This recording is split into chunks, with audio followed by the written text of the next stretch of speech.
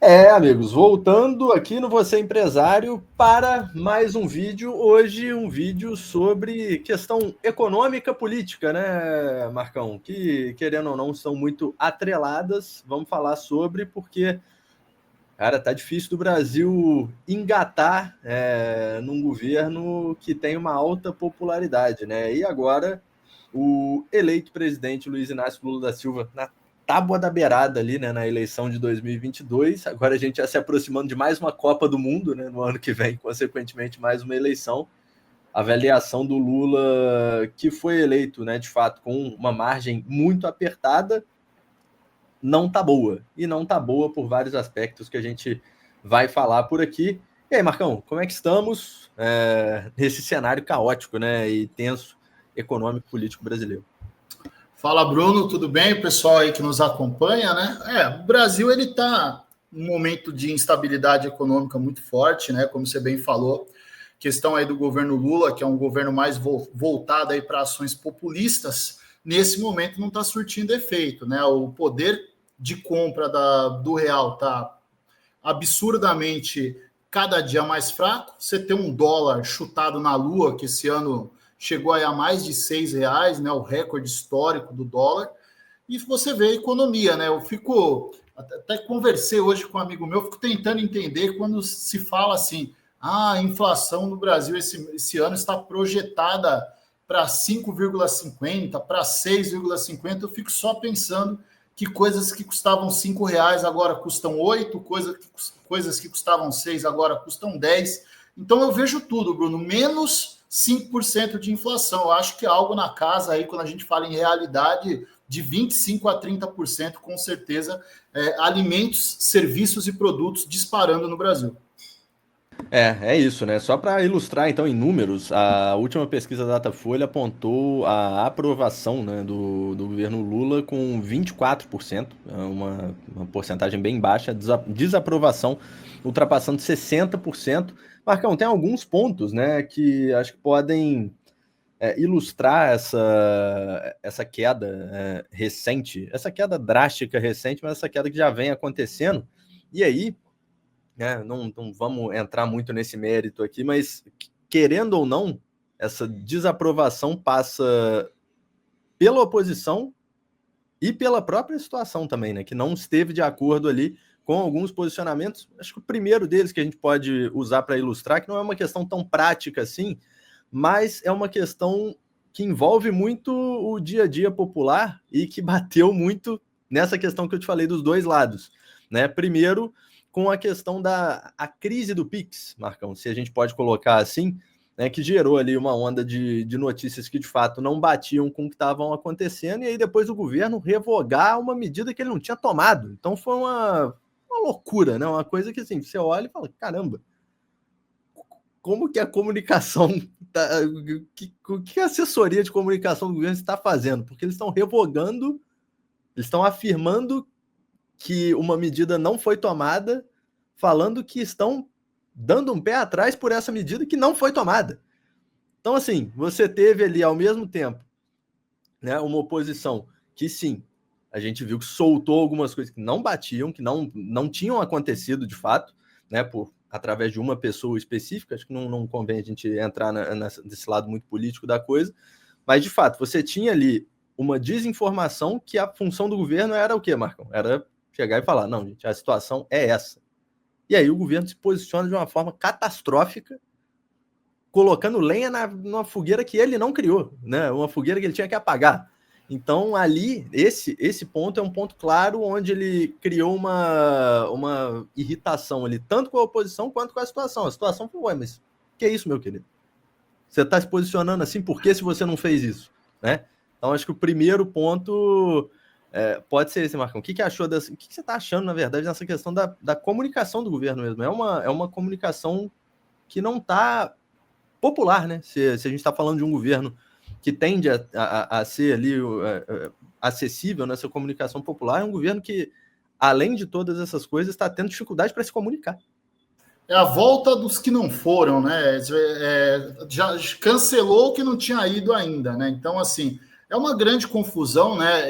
Eu sempre gosto de falar na região, que a gente não sabe quem está vendo a gente, da onde fala, é até legal que no comentário aí do vídeo nos conte, que pô, o Bruno está em Minas e eu estou em São Paulo. Aqui em São Paulo, assim como no Brasil inteiro, quando você fala na cor azul, você pensa do lado direito, e quando você fala na cor vermelha, você pensa do lado esquerdo.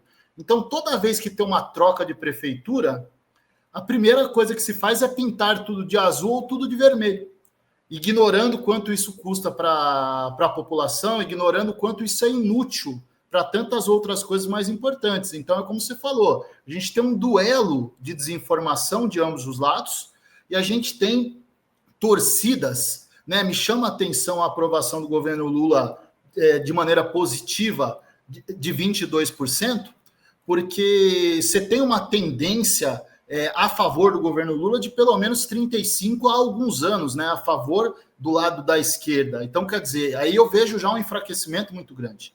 E é o que você falou, esse descontentamento de quem vê, não interessa o quê, positivo quando é feito, eu vejo como algo bom, porque a pessoa ela deixa de pensar, não, é o meu candidato e está tudo ótimo. Não, ele não é o seu candidato, ele é o seu candidato durante a eleição. A partir do momento que ele ganha, ele é o presidente, ele é o governador, ele é o prefeito, não interessa em quem você votou.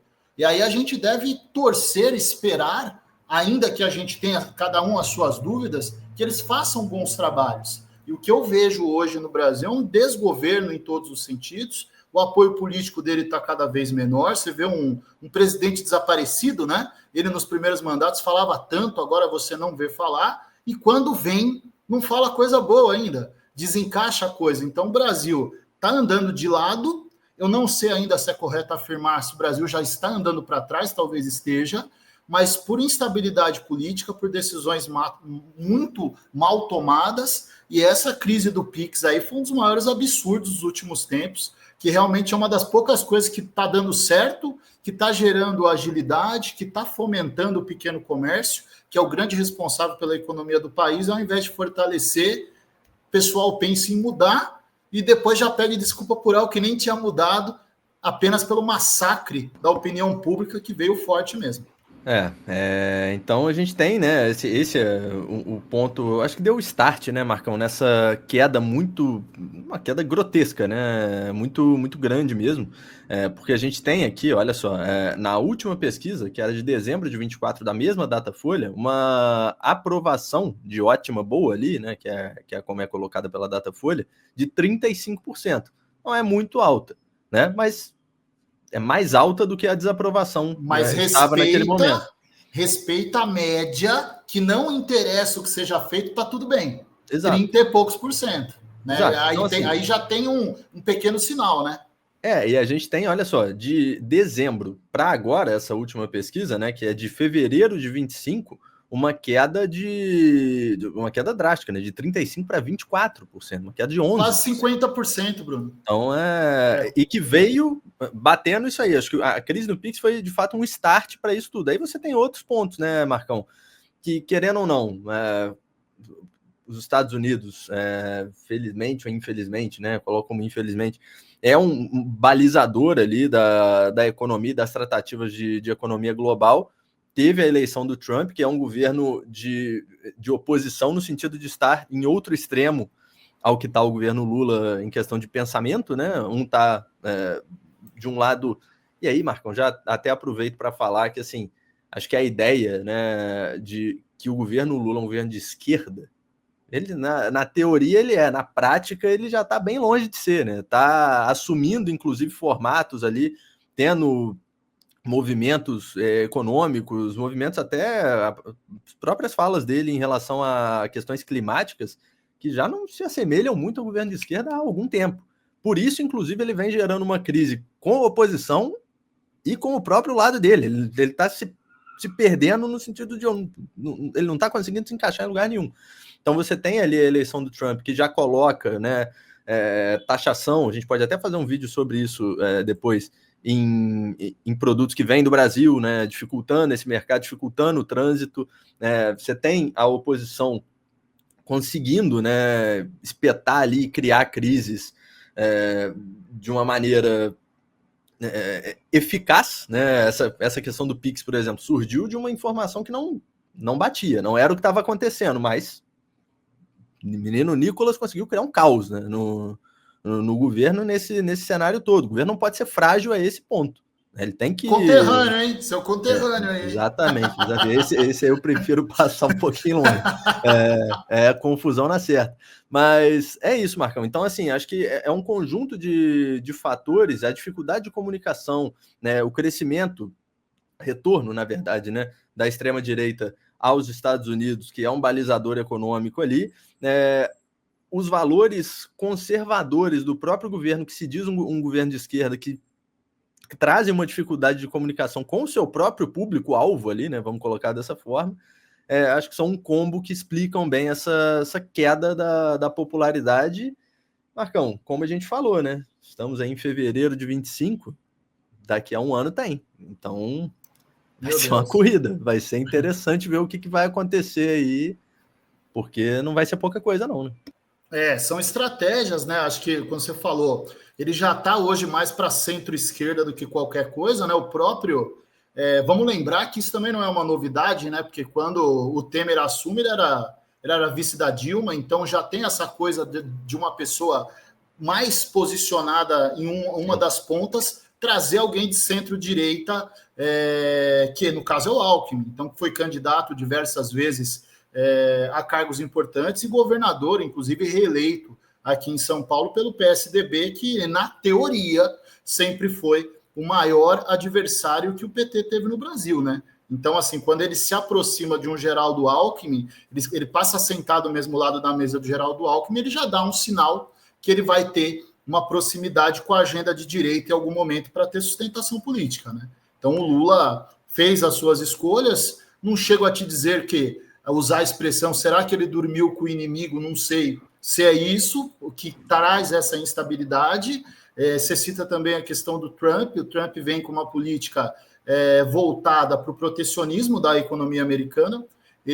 Essa agenda do Trump que fez ele ter muitos votos, né, que trouxe muitos votos, que é a questão dos imigrantes. Eu vou ser bem sincero com você, eu não discordo desse pensamento, porque na minha visão, quando eu olho, vejo um país, você invade esse país, você não tem o direito de ficar lá, trazendo a reflexão para quem está nos assistindo. Imagina você estar na sua casa e de repente alguém aparece e senta na sua sala e você pede para ele ir embora e ele não vai.